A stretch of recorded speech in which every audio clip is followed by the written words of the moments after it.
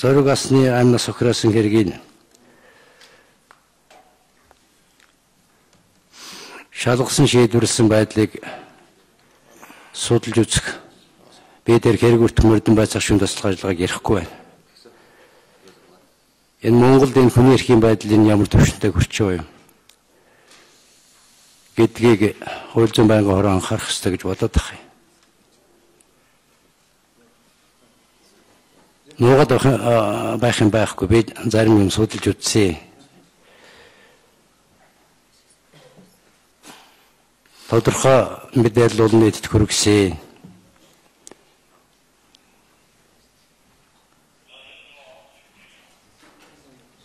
Ийм дайны хэргийг захиалагчгүй, гэрчгүй, хохирогчгүй нэг худлаг хэрэг хүлээдэг хүний үгээр хүмүүсийн амьдралыг оронгоор сүйтгэж байна. Энэ хуулийнхан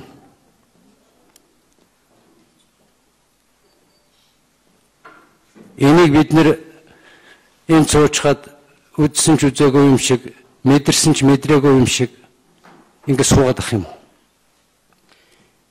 Нөгөө төрх хүн хоёр тэнцвэгүүд үндсэн хуулийн зарчим хайцсан. Хүний эрх хэрэгчүүдээ хайцсан. Шудрах шүүх хайцсан.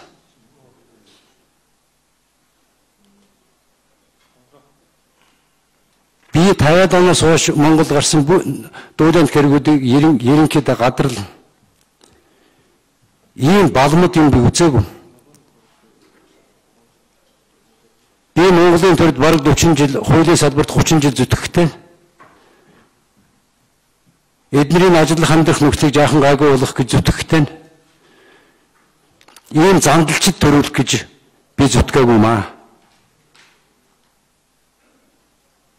Генералын вогон, прокурорын форум, шүүгчийн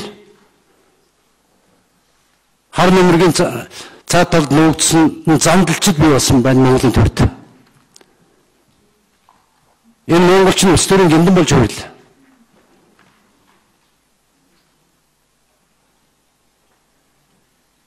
Ийм нөхцөл байдал үүсчихсэн байж хахад бид нар ингэ суугаад байж болохгүй байх гэж бодож байна. Өчигдөр шүүхийн ерөнхий зөвлөлтийг юм мэдээлэл гаргасан байна.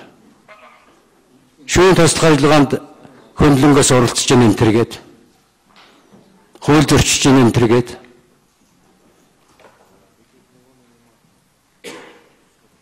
хараа тус байдалд халдлаа гэд би жишээ шүүгчтэй яриаггүй.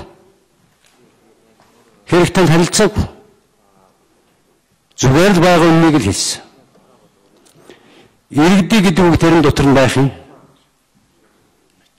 Одоо тэр гомдлогоор явж байгаа арга ирэнхнийг шүүхийн хараа тус байдалд халдлаа гэж айлгаж байна л да. Прокурорд айлгасан.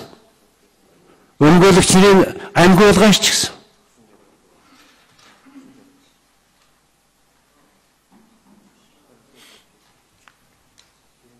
Энэ хуульч гэдэг юм чинь гэмтэй гисгэж гэмгүй бол хууль бодохоо хэр халдаахгүй байх.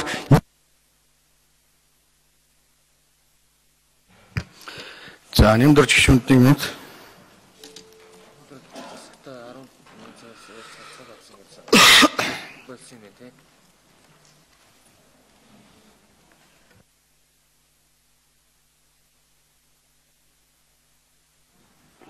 Хажууд нь хууль зүйн сайн сууж, энэ засгийн газар дээр энэ асуудал авч үз.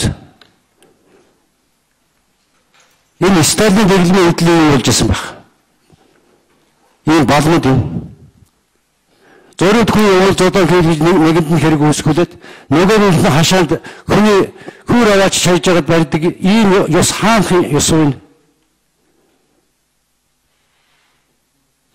Би тэр учраас хууль зүйн байнгын хорон дээр энэ асуудал судалж ажлын хэсэг байгуулах саналыг оруулж байна. Хэрэг өртмөрдөн байцаах шүүхийн ажилд оролцохгүй гэдгийг ойлгохын дээр ойлгож байна. Мэдхийн дээр мэдэж байна. Тэгвэл ингэж хараа суугаад байж болохгүй.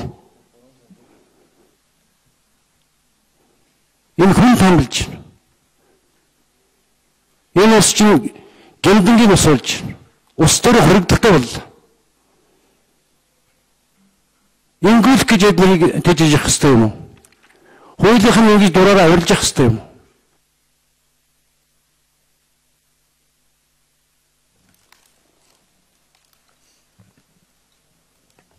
За хууль зүйн байнгын орон дээр ч гэсэн яг энэ асуудлаар маш олон өргөдөл гомдол ирсэн. Бодвол нэг гишүүдэд бас ирсэн байгаа баг. Хов гишүүний хувьд ч надад ирсэн. Энэ зүгээр шүүхээр эцэлсэн шийдвэрлээгүй хэргийн явц байдал руу бид нар өнгөж орох нь. Нөгөө үндсэн хууль заасан шүүхийн хараад ус байдалд нь хаана явах юм? Аль талаас нь сайн тунгааж үтчээж үзүүл энийг бид нар хүний эрхэнд дэд хорооч шин алсын байдлын мангад дэд хороотой хамтарч орох ёстой мөн л гэж харсан.